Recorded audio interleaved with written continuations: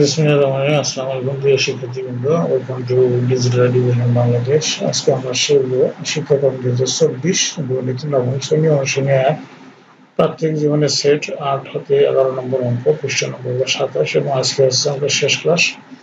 8 নম্বর আছে কোনো শ্রেণীর 40 জন শিক্ষার্থীর মধ্যে 25 জন পাখি পছন্দ করে, 15 জন বিড়াল পছন্দ করে, পাখি ও বিড়াল দুটি প্রাণী পছন্দ করে, এরূপ শিক্ষার্থীর সংখ্যা 10 জন। কতজন শিক্ষার্থী পাখি ও বিড়াল কোনটি পছন্দ করে না তা ভেঙে চিত্রের সাহায্যে নির্ণয় করো। এখানে এই সমান সার্বিক সেট দেখানো হয়েছে, আর বার্ডকে পাখি বোঝানো হয়েছে সংখ্যা ডি, মানে পাখি পছন্দ করে এমন শিক্ষার্থীর সেট। আর ক্যাট হচ্ছে বিড়াল, এখানে প্রথম অক্ষর না আছে সি, বিড়াল পছন্দ করে এমন শিক্ষার্থীর সেট। তাহলে এন ইউ সার্বিক সেট, এখানে টোটাল শিক্ষার্থীর সংখ্যা 40 জন, আর এন বি শুধু বার্ড পছন্দ করে এমন শিক্ষার্থীর সংখ্যা হলো 25 জন, এবং শুধু ক্যাট পছন্দ করে বা বিড়াল পছন্দ করে এমন শিক্ষার্থীর সংখ্যা 15 জন। এখন যারা পাখি ও বিড়াল উভয় পছন্দ করে তাদের সেট হবে বি ইন্টারসেকশন সি, এবং বি ইন্টারসেকশন সি হবে মাত্র 10 জন। তো এখন আমরা শুধুমাত্র পাখি পছন্দ করে এমন শিক্ষার্থীর সংখ্যা, তাহলে আমরা এন বি থেকে মাইনাস যদি করি এন বি ইন্টারসেকশন সি, তাহলে এটার মান হবে 25 মাইনাস 10, তাহলে 15 জন। শুধুমাত্র বিড়াল পছন্দ করে এমন শিক্ষার্থীর সংখ্যা এন সি থেকে সরল বাদ দিয়ে এন বি ইন্টারসেকশন সি, তাহলে 15 বিয়োগ 10 = 5 জন। এবং বিড়াল পাখি ও বিড়াল পছন্দ করে এমন শিক্ষার্থীর সংখ্যা তাহলে কত হবে, এখানে মানগুলো বসিয়ে দিয়েছি, 15, 10 আর 5 যোগ করলে হবে কত, 30 জন। তাহলে পাখি ও বিড়াল কোনোটাই পছন্দ করে না এমন শিক্ষার্থীর সংখ্যা হবে, মোট শিক্ষার্থী 40 জনের থেকে আমরা 30 জন যদি বাদ দিই তাহলে 10 জন। এটাই হবে। আশা করি বুঝতে পেরেছি।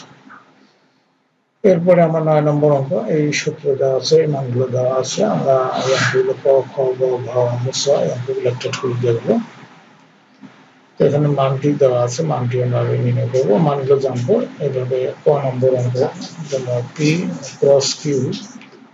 পির মান হচ্ছে এখানে এ বি এবং কিউ এর মান হচ্ছে 0, 1, 2। তো কার্তিক গুণ, এখানে মনে রাখতে হবে দুইটি সংখ্যা, এখানে তিনটি সংখ্যা, 3 দিয়ে গুণ করে 3 × 6 হবে, 6টা সংখ্যা হবে। তাহলে এ 0, A1, A2, B0, B1, B2, এটাই অ্যান্সার হবে। তারপরে পি ক্রস পি, তাহলে পির মান A B cross A B, তাহলে এ এ A B B A B B, এখানে 2 2 2 2 4, 4টে হয়েছে, 1 2 3 4, এটা অ্যান্সার। কিউ ক্রস কিউ, তাহলে 0 1 2 গুণন ক্রস 0 1 2, কার্তিক গুণ হবে 0 0 0 1 0 2 1 0 1 1 1 2 2 0 2 1 2 2, এইভাবে এটা হবে आंसर। এরপরে কিউ ক্রস পি, কিউ এর মান হলো 0 1 2 এবং পি এর মান হলো এ বি, তাহলে এখানে কার্তিক গুণ হবে 0 a 0 b 1 a 1 b 2 a 2 b, এখানে 3, এখানে 2 3 দুগুণে 6টা হবে, তাহলে এটা হলো 6টা, 1 2 3 4 5, এটা आंसर। পি ক্রস, এখানে ফাঁকা সেট, তাহলে এখানে পির মানে এ ইনটু বি গুণন ফাঁকা সেট হলে এটা ফাঁকা সেটে হবে, এটা আর বেশি গুণ করা যাবে না, এটাই आंसर হবে। তো এর পরবর্তী খ নম্বর অঙ্ক আছে যে P cross Q intersection P cross R, তাহলে পি এর মান হচ্ছে এখানে আমরা এবার পি ক্রস কিউ বার করবো, এ বি, আর কিউ এর মান হচ্ছে 0 1 2, কার্তিক গুণ হবে এ 0 এ 1 এ 2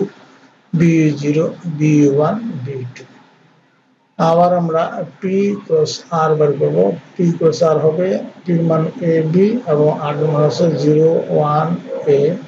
কার্তিক গুণ হবে A 0 A 1 A A B 0 B 1 B A. তাহলে এখন আমরা এই মানটা বের করবো, P cross Q intersection P cross R, এই মানটাকে, এই মানটা এবং এই মানটা আমরা বসাইছি, এর মধ্যে ইন্টারসেকশন চিহ্ন আছে, তাহলে এখান থেকে কমন হচ্ছে a0 a1 b0 b1। আশা করি তোমরা বুঝতে পেরেছো। এরপরে হচ্ছে গ নম্বর অঙ্ক, পি ক্রস কিউ ইন্টারসেকশন আর, তাহলে কিউ ইন্টারসেকশন আর এর মান হচ্ছে, এর মান 0 1 2, আর এর মান হচ্ছে 0 1, এর মাঝখানে ইন্টারসেকশন চিহ্ন, এর মধ্যে শুধু কমন হচ্ছে 0 এবং 1, তাহলে পি ক্রস কিউ ইন্টারসেকশন আর মানে পির মান এ বি গুণন কিউ ইন্টারসেকশন আর এর মান হলো 0 1, তাহলে এখানে কার্তিক গুণ 0 A0 A1 B0 B1 দুই চারটে হবে 1 2 3 4 এটা आंसर এরপর হলো ঘ P ক্রস কিউ ইন্টারসেকশন আর তাহলে P ক্রস কিউ এর মান বের করব A B P এর মান এবং ক্রস আর এর মান আমরা দেওয়া আছে এখানে 0 1 A আর এর মান কত না P কিউ কিউ এর মান হচ্ছে 0 1 2 0 1 2 তাহলে কার্তিজীয় গুণ হবে 3 দুগুণে 6 6টা হবে A0 A1 A2 B0 B1 B2 এখানে তাহলে আমরা লিখতে পারি P cross Q intersection R তাহলে P ক্রস কিউ এর মান পেলাম এটা এই মানটা নিয়েছি তারপর ইন্টারসেকশন চিহ্ন এখানে আর R এর মান হচ্ছে 0 1 A তাহলে দেখা যাচ্ছে যে এর মধ্যে কমন কি আছে কমন একটাও নাই এটার সাথে কোনটা কমন নেই এজন্য এগুলো ফাঁকা সেট এরপরে অঙ্ক হচ্ছে যে নম্বর অঙ্ক n p q p cross q এবং n q ক্রস q তাহলে p ক্রস q এর মানটা হলো p এর মান হলো ab আর q এর মান হলো 0 1 2 তাহলে কার্তিজীয় গুণ আছে a0 a1 a2 b0 b1 b2 তাহলে এখানে কয়টি সংখ্যা হবে 3 গুণে 6টি হবে 1 2 3 4 5 6 তাহলে n p cross q equal to হবে 6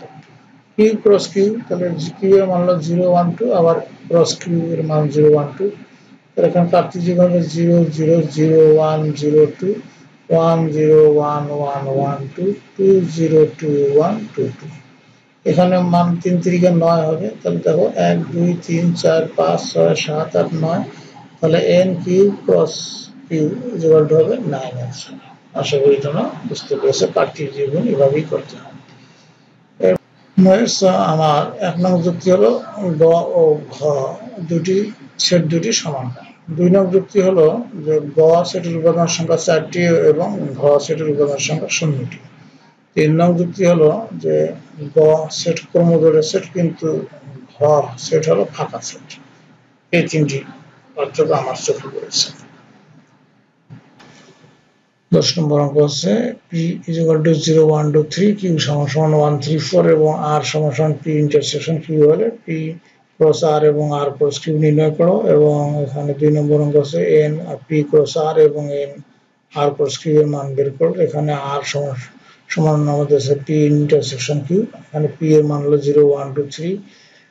ইন্টারসেকশন q এর মান হলো 1 3 4 তাহলে দুটোর মধ্যে কমন হচ্ছে 1 3 এবং এক নম্বর অঙ্ক ছিল p ক্রস r তার p এর মান হচ্ছে 0 1 2 3 এবং r এর মান পাইলাম আমরা 1 3 এই দুটোর মধ্যে কার্তিজীয় গুণ হবে 0 1